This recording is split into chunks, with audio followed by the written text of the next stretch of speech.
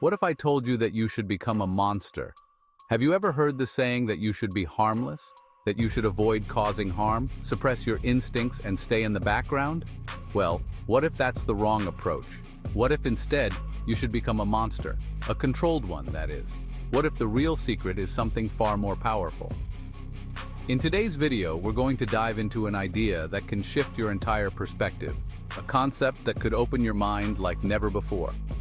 By the end of this video, you'll understand why becoming a controlled monster might just be the most important key to mastering your life. Stick with me, because this might just be the most important realization you'll ever make.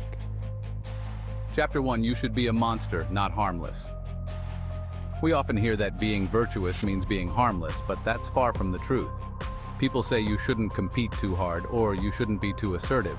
But is that really the right path? No, you should become a monster, an absolute force to be reckoned with, and then learn how to control it. Strength, when paired with discipline, is far more valuable than weakness disguised as virtue. Ask yourself, are you just taking a backseat in life? Imagine how much potential you could unlock if you embraced your inner power and learned to control it. Chapter 2: Unleashing Hidden Potential.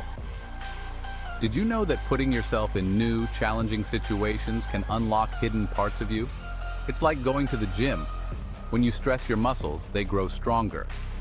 Similarly, when you expose yourself to mental and emotional stress, new neural pathways are created. It's in these moments that you unlock hidden aspects of your genetic potential. Think about it. What untapped potential could be lying dormant inside of you? The best people I've ever met, truly good people, aren't harmless. They're dangerous but in control. They know how to wield their strength without causing destruction. Chapter 3: The Truth About Dangerous Men. Contrary to what some might think, women don't prefer harmless men. In fact, they dislike them. What women really seek are men who are powerful, but also know how to control that power. It's the Beauty and the Beast dynamic. They aren't looking for a rabbit. They want a beast who has learned to live within the bounds of civility. If you're simply harmless, you're not virtuous. You're just weak. Think about it. Are you harmless, or are you a controlled force of nature? Chapter 4: The Hero's Journey, a Controlled Monster. The idea of a controlled monster is a common theme in storytelling. Take Harry Potter, for example. He wasn't perfect, he broke rules, spoke to snakes, and had a dark side. But without these flaws, he wouldn't have been able to achieve greatness. The same goes for Batman. He's a monster too, but a controlled one. It's clear the most compelling heroes are those who understand the dark side within them, but choose to use their power for good. Chapter 5: Why Facing Chaos Makes You Stronger. Let's face it, there's no such thing as a truly safe place. Do you really want a life so weak that you need to be protected from every possible threat? A life of safety is not a life at all. It's like living as a rabbit hiding in a hole, avoiding every danger. Is that the kind of existence you want? Real life is about confronting chaos and malevolence head-on. The more you face, the stronger you become. It's a paradox, but facing what scares you is the only way to grow. Chapter 6: The Power of Embracing the Shadow.